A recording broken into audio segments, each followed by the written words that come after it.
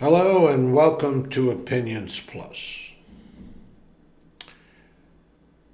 Are you afraid? Are you fearful? Are you fearful of the future? Do you have concerns about the future? Physically, mentally, spiritually, politically, socially? If you do, I think that's quite normal. In today's world, if you're looking at all around, you need to hold some concern. If you call that fear of the future, which I think I would label it as such, then that's the way I would go. We have many concerns of the future. And again, they cover a vast amount of area, which a small clip like this can't even attempt to cover. I have cancer. Physically, I'm afraid. I don't know what it's going to do. I don't know if it's in remission. I go shortly to get it checked to see if it is. Will it stay? You see the YouTube advertisements for St. Jude's. And by the way, anybody that wants to contribute to St. Jude's is doing a wonderful thing. If society would emulate St. Jude's Hospital and what they do is just miraculous. It's a gift to society. There's many things in this world. There's many places to have examples of goodness that you can see. Friends, neighbors, associates, YouTube clips. It's all over. The goodness is there. It's part of us. But the other side is there too. The dark side, as Lucas would say in Star Wars. There is the dark side. And for no other reason than greed and selfishness. And you can't do a darn thing about that in those people who are leading that cause. It's there in them and things have to work themselves out. But does that mean you have to live in fear? No. No. You don't have to live in fear of it. But you have to be cautious, concerned, fearful of the effects of it, and take action against it as best as you can. As long as you act in some way to push against the tide, you're doing something that will help you mitigate any of the concerns and fears you may have. You will take action when the time comes. We always do. It's not an unusual thing. These times are different than other times, yes, but there's still times of concern. There just are. It doesn't change. The human story does not change whatsoever. When I think about things like personal fear, fear of what the future will be, depending on my situation, you just look around, you see many people dealing with hardship. They just do. How do they do it, you wonder?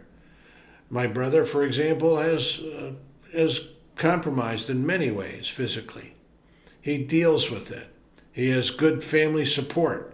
A wonderful thing. Wonderful thing. How does anybody deal with this stuff without it? Because not everybody has family support. Not everybody has good insurance.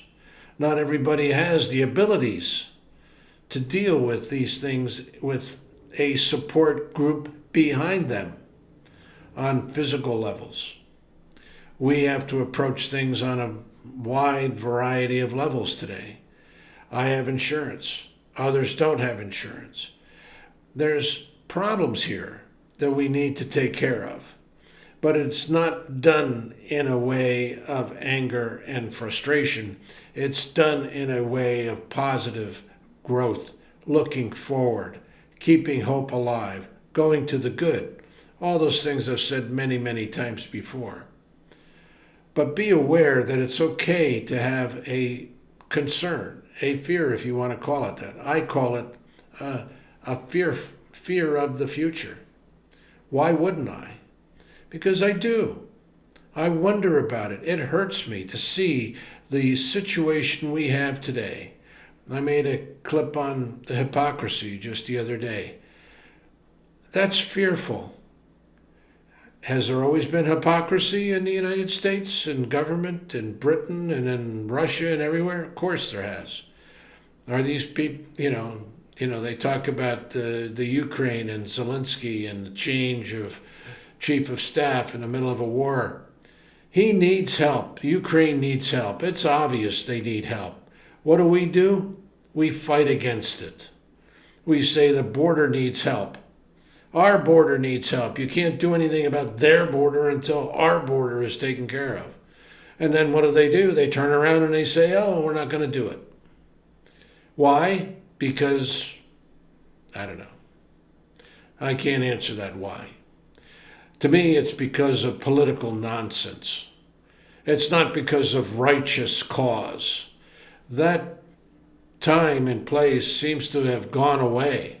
Righteousness seems to have disappeared from the forefront of our conversation, but it has not disappeared from us. It is part of us. It is our inherent right to be decent, honorable people and to live by that code. Yes, you can have fear. Of course you can. I was listening to a clip about where people live and the changes in their, neighborhoods. And some of these changes have been horrific. Some have been for the good. It's always moving. There's never one way. Never, ever one way. And this whole concept of, using fear. Here's a little bit of a problem. I'm saying there's a right to have some fear. It's a necessity. If you're a conscious being, you have to be fearful of the future. Why? Because it's uncertain. And in today's world, it's more uncertain than ever. In many ways, especially in the politics of the world, not just in the United States. It's politics everywhere. And these people, many of these people who have the power are going to war, have gone to war, will go to war, and they'll use the situations, the confused, battered situation we find ourselves here in the United States, and take advantage of it to their advantage and use it to promote their power. And it's wrong. You know it's wrong. I know it's wrong. We all know it's wrong. But we need to go forward with hope and faith in ourselves, in the society, in the generosity of our commitment to that society. That combats the fear, elevates our courage to go forward and do what is right. Do what is right for all. And if you're a Christian, because that's my background, you do what Christ wanted you to do. Live a decent life, not demand domination. Not as these Christian nationalists say, I'm going to rule you. Christ never wanted to rule. He ruled in heaven, not on this earth. This is our place to rule, our place to have decency and honor and a better society in general. Will it ever happen? Is it going to happen in my lifetime? Obviously not. But I can hope. I can do what I can to speak to it, to say, yes, it is going to be a better place. Yes, we are advancing. I used to think back when slavery has been eradicated in most of the world as an advancement of the social fabric, a betterment towards it. But then I saw that there's a subtle change. Yes, it is an advancement. Don't get me wrong. It is a moral achievement because they were using religion, Christ's word, to enslave others. And you know that's wrong, but it wasn't wrong to them because they're the ones using it. And they believed in it. And they said, well, we're superior. These people are nothing. They didn't even consider them people. And we talk about the Supreme Court, the Chief Justices. When are they going to show justice? The same people, as I said in one other previous clip, created a policy, a judicial precedent that said these people of color are not even fully human. They're 3/5 human. What arrogance. What total, unbelievable arrogance. And yet it happened. It can happen again. We must fight against that. We must understand that we have fear because we see the problems in our politics, in our world, in the conflicts that are all around us, in our health situation. People are living in, fear and terrible situations, and they try to do better, as we all do. Let us keep hope alive. Let us understand the levels of fear. We don't have to live in fear, but we can understand the fearsomeness of the situations around us. We can understand that there is roots of fear and trouble before us. Do not put our heads in the sand. I don't think that's a way to understand and deal with fear. We have to look at it and say it's real. Real. And what we are afraid of, it's not necessarily the guy next door with a different colored skin. It's not necessarily the fact that a woman is becoming more powerful and dominant in our social world and not just, adhering to the rule of male dominance. The people grow. The society grows. Enjoy the growth. Enjoy what it gives us. That's what we need to do, not be afraid of it. The transgender things, are there going to be mistakes? Of course there are. Of course there's problems. There's problems in defining our world. That's what we're here for. Face those problems. Be aware of the fear that is within us. As Lincoln did, he overcame it. We can overcome it. We don't have a civil war yet. They threaten it all the dang time. My gosh, what kind of people is that? Threaten civil war over what? Texas wants to secede again. Oh, why? Because they do.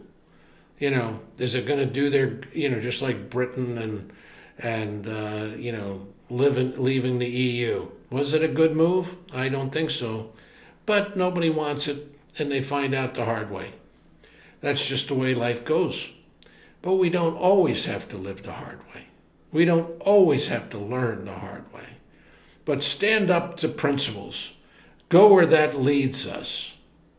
Go where your principles demand, and it will mitigate any fears you have. It will, I can't say eliminate them, because if you're a thinking person, you've got to have some fear in the future of this country, in the world, in the environment, and the multiple issues that are surround us.